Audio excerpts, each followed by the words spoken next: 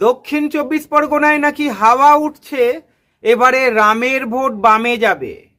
যতটা খবর পাওয়া যাচ্ছে, অন্দরমহলে কান পাতলে শোনা যাচ্ছে বাম সংগঠনগুলো যথেষ্ট মজবুত হচ্ছে। এদিকে বিজেপির মণ্ডল সভাপতি থেকে শুরু করে একাধিক কর্মী, সেটা কুলতলি হোক, সেটা কাকদ্বীপ হোক, সেটা সাগর হোক, বিভিন্ন জায়গা থেকে তলায় তলায় সিপিআইএম এ যোগাযোগ রাখছে। তার কারণ তারা সিপিআইএম করতো একটা সময়, তৃণমূলকে হারানোর জন্যে তারা বিজেপিতে গিয়েছিল। কিন্তু বিজেপির মধ্যে যে নোংরামু তারা দেখেছে, বিজেপির মধ্যে যে হিন্দুত্বের ভাব রয়েছে, এটা যে অ্যাকচুয়ালি মুখোশ, তারা বুঝতে পেরে গিয়েছে। তাদের মতে তারা হিন্দুদের মধ্যেও বিভাজন ঘটানোর চেষ্টা করছে। দলিত পিছিয়ে পড়া মানুষদের সঠিক জায়গা বিজেপি দলে হয় না, এবং বিজেপি দলের মধ্যে এত কলহ, এত গোষ্ঠীদ্বন্দ্ব, এরা বুঝে গিয়েছে যে এই বিজেপি তৃণমূলকে হারাতে চায় না। সিপিআইএম এর মতো তারাও প্রশ্ন তুলছে, হয়তো তারা প্রকাশ্যে প্রশ্ন তুলছে না, তবে শোনা গিয়েছে বিজেপির বহু কর্মী সভাতে তারা প্রশ্ন তুলেছে। অন্যান্য রাজ্যের মুখ্যমন্ত্রীরা জেলে যেতে পারলে পশ্চিমবঙ্গের বেলায় বিজেপি এত নরম কেন? এই প্রশ্ন করাতেও তাদের নাকি কোণঠাসা করা হচ্ছে। যাই হোক, বিজেপির কথা এখানে বলতে চাই না।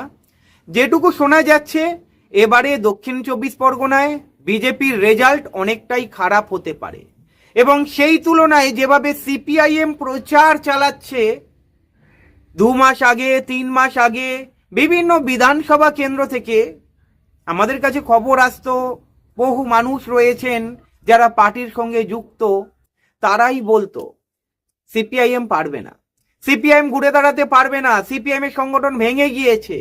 এখন তারা বলছে বিধানসভার আগে যে ঝড় তুলছে বিভিন্ন বিধানসভা কেন্দ্রে, বিলিভ করুন ৩ মাস আগে আমরা ভাবছিলাম হয়তো দক্ষিণ ২৪ পরগনায় সিপিআইএম বা বামেরা ভালো রেজাল্ট করতে পারবে না, কিন্তু এখন বলছি এমন অনেক বিধানসভা রয়েছে দক্ষিণ ২৪ পরগনায়, ওই বিধানসভাগুলো জিতেও যেতে পারে। হাড্ডাহাড্ডি লড়াই দেখছে, এবং তারা আশার আলো দেখছে যেসব কর্মীরা সিপিআইএম ছেড়ে বিজেপিতে গিয়েছিল তৃণমূলকে হারাবে বলে, তারাও যখন তলায় তলায় সিপিআইএম এর সঙ্গে যোগাযোগ রাখছে, এবং হিন্দু বাড়ি বলুন বা মুসলিম বাড়ি বলুন, তারা যেভাবে প্রচার করছে, মানুষের সাড়া পাচ্ছে, তারা আশাবাদী এবারে কিছু একটা অঘটন ঘটতে পারে। আপনার যে বিধানসভা কেন্দ্র, আপনি যদি দেখেন যেভাবে হাওয়া বদল চলছে, আপনিও বলবেন আমার বিধানসভা কেন্দ্রে যদি সিপিআইএম নাও জেতে, ভোটের শতাংশ কিন্তু সিপিআইএম অনেক গুণ বাড়িয়ে নিতে পারে। এমন অনেক বিধানসভা কেন্দ্র রয়েছে যেগুলো সিপিআইএম জেতার স্বপ্ন দেখছে। বাম আইএসএফ এর খেলা দক্ষিণ ২৪ পরগনাতেও হবে। আপনারা জানেন যাদবপুর নিয়ে অনেকেই মাতামাতি করছে, যাদবপুর বিধানসভা কেন্দ্রে বিকাশ রঞ্জন ভট্টাচার্যের মতো প্রার্থী নেই। অনেকেই বলছে যাদবপুর বিধানসভা কেন্দ্রের মানুষ বিকাশ রঞ্জন ভট্টাচার্যকে যদি হারিয়ে দেয়, তাহলে যাদবপুর বিধানসভার মানুষ আয়নায় মুখ দেখতে পারবে না, আগামী প্রজন্মের কাছে মাথা নিচু করে থাকবে। বিকাশ রঞ্জন ভট্টাচার্যের মতো স্বচ্ছ প্রার্থী বামেরা যখন দাঁড় করিয়েছে, খেলা তো জমে উঠেছে।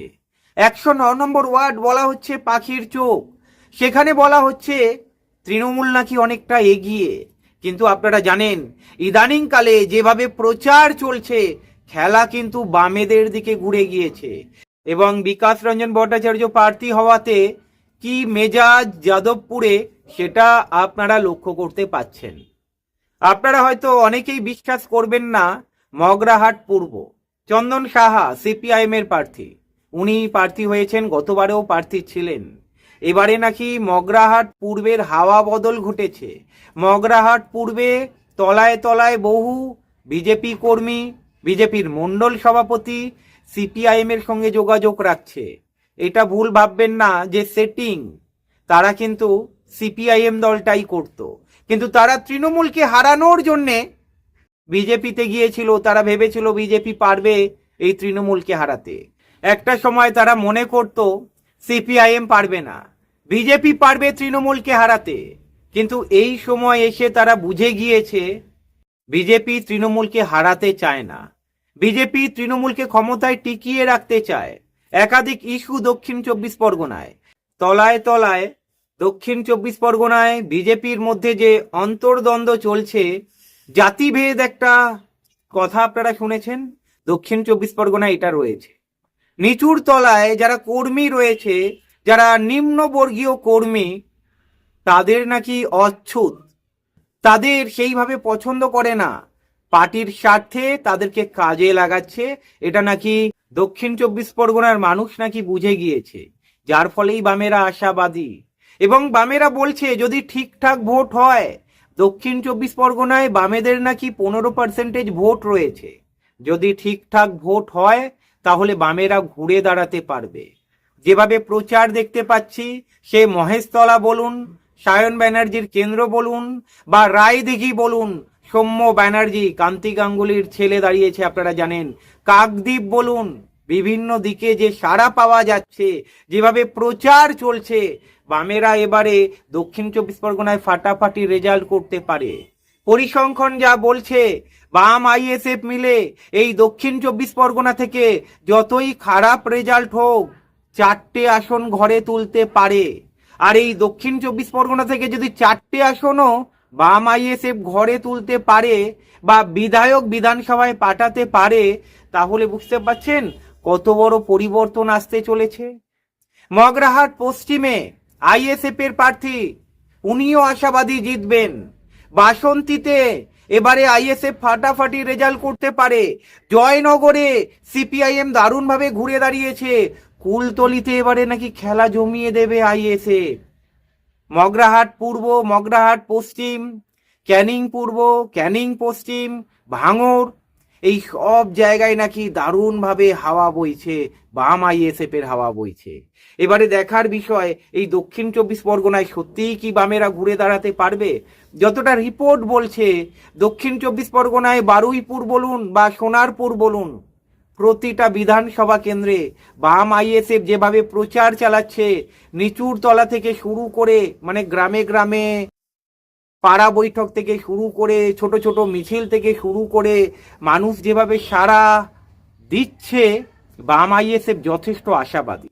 এবারে দক্ষিণ চব্বিশ পরগনা থেকে অনেকটাই মুসলিম ভোট তৃণমূলের হাতছাড়া হতে পারে, সেটা বাম আইএসএফ এর দিকে আসতে পারে। অন্যদিকে হিন্দু ভোটও যতটা শোনা যাচ্ছে, যেভাবে গোষ্ঠীদ্বন্দ্ব চলছে বিজেপির মধ্যে, বহু হিন্দু ভোটার্স এবারে বাম আইএসএফকেই ভোট দেবে। আমি বলছি না, পরিসংখ্যান বলছে। আমার কিছু এরিয়া কমিটি মেম্বারদের সঙ্গে কথা হচ্ছিল সিপিআইএম এর, একটা বিধানসভা নয়, বেশ কয়েকটা বিধানসভা কেন্দ্রে।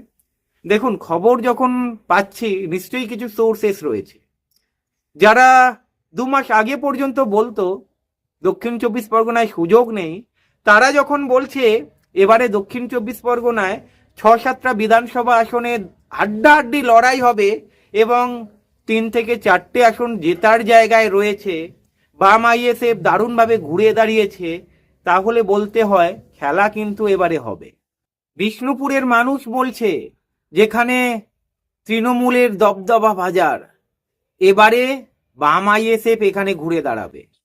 বিষ্ণুপুরের মানুষ বিজেপিকেও চাইছে না, মানে বুঝতে পাচ্ছেন খেলা কোথায় গড়াচ্ছে। সাগরে যেখানে বিজেপির ভোট ব্যাংক ছিল, সেখানেও ভাটা পড়ছে। কাকদ্বীপে সিপিআইএম এর সংগঠন বেড়েছে, বারুইপুর পূর্বতে আইএসএফ জেগে উঠেছে, মগরাট পশ্চিমে আইএসএফ জেগে উঠেছে, বাসন্তীতে জেগে উঠেছে।